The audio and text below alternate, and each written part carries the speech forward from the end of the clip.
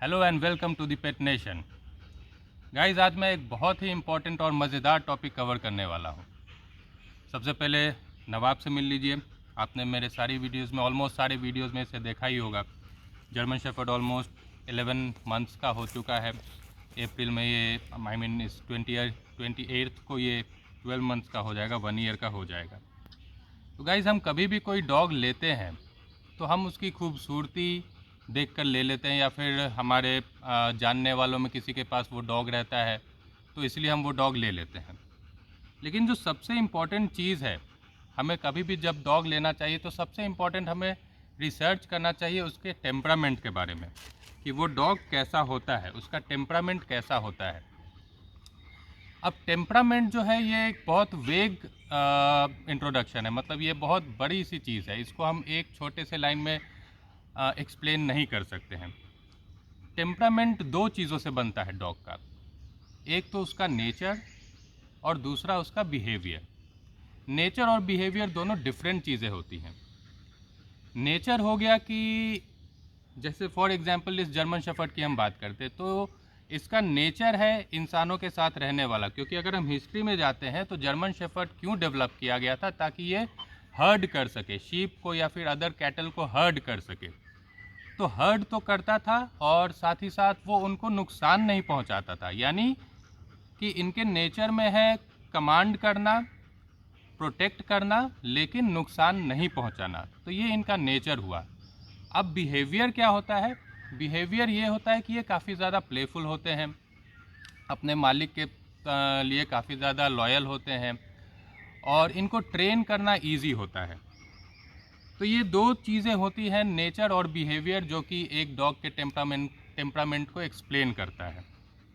तो नेचर तो दोस्तों हमारे हाथ में है नहीं, वो तो जिस कारण से डॉग को डेवलप किया गया था, इसे डेवलप किया गया था इंसानों के साथ रहने के लिए, तो ये नेचुरली इंसानों का बहुत अच्छा कंपेनियन है। अब जो बिहेवियर वाली चीज़ें हैं वो डिपेंड करता है हम पे और आप पे, कि हम इस डॉग को कैसे रेज करते हैं, कैसे इसकी अपब्रिंगिंग करते हैं। आपने बहुत सारे जर्मन शेफर्ड्स देखे होंगे। ज़रूरी नहीं है कि हर जर्मन शेफर्ड का एक ही टेम्परामेंट हो। कोई आपको अग्रेसिव दिखता है, कोई शाई रहता है, कोई प्लेफुल रहता है। तो ऐसा क्यों होता है दोस्तों? है तो वो सारे जर्मन शेफर्ड ही, उनका नेचर तो एक जैसा ही है, बट ये बिहेवियर में डिफरेंस क्यों आता है? तो इस चीज़ को समझने के लिए हमें शुरू से देखना पड़ेगा। सबसे पहला जो बिहेवियर ट्रेनिंग होती है जर्मन शेफर्ड की या फिर किसी भी डॉग की, वो जब वो पपी रहता है, एक्सक्यूज़ मी, तब से ही शुरू हो जाता है। कोई भी पपी अगर बच्चा होता है किसी भी मदर डॉग का, तो ऑलमोस्ट 2 वीक्स के बाद उसकी आंखें खुल जाती हैं और वो उस दिन से ही उसकी ट्रेनिंग शुरू हो जाती है। तो हम देखते हैं कि अगर किसी मदर पपी का लिटर साइज़ छोटा है, यानी 4-5 या 6 बच्चे ही हुए हैं, तो वो मदर जो है उस पपी पे ज़्यादा से ज़्यादा ध्यान देती है और उसको ट्रेन करती है। ट्रेन बहुत तरीके की चीज़ें होती हैं जो हम आप नहीं समझ पाएंगे। वो उसको बिहेवियरल ट्रेनिंग देती है। अगर उसे सुसु करना है तो कहीं दूसरी जगह जाके करना है। खाने के बाद क्या हो गया बेटा?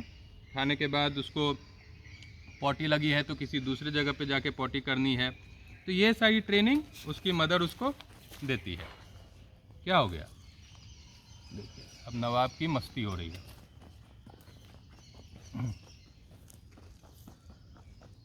स्टॉप करो, अभी आ रहा है, इसका पूरा आ रहा है।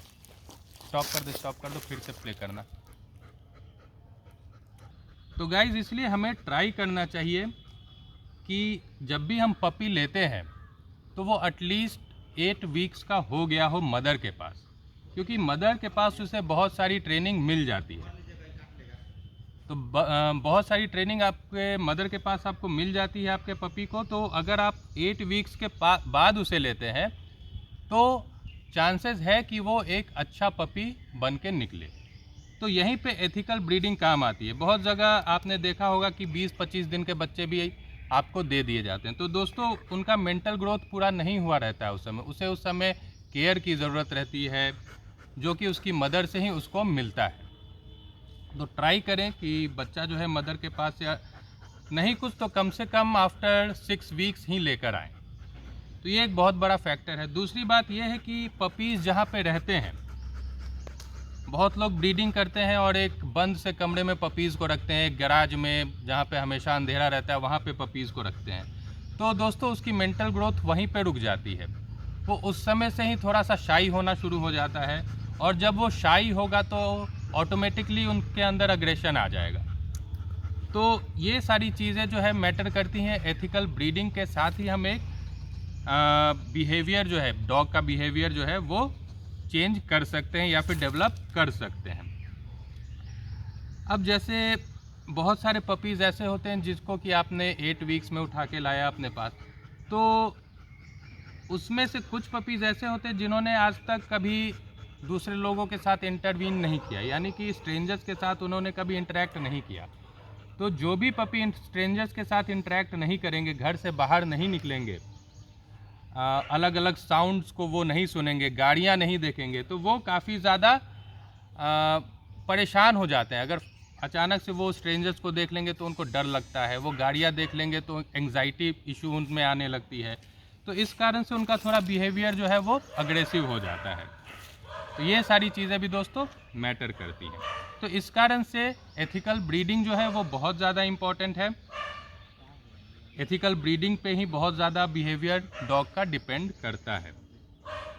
अब हमने कहीं कहीं देखा है कि डॉग अग्रेसिव होता है, शाई होता है। तो इसके भी 2 कारण होते हैं दोस्तों, या तो प्लेफुल होता है, अग्रेसिव होता है, या शाई होता है। एक तो उसका नेचर, अगर हमारे डॉग का जो पपी हम ला रहे हैं उसका मदर और फादर दोनों में जो जीन्स है, यानी कि दोनों मदर फादर उसके शाई हैं, तो ज़्यादा चांसेस है कि पपी भी शाई ही होगा।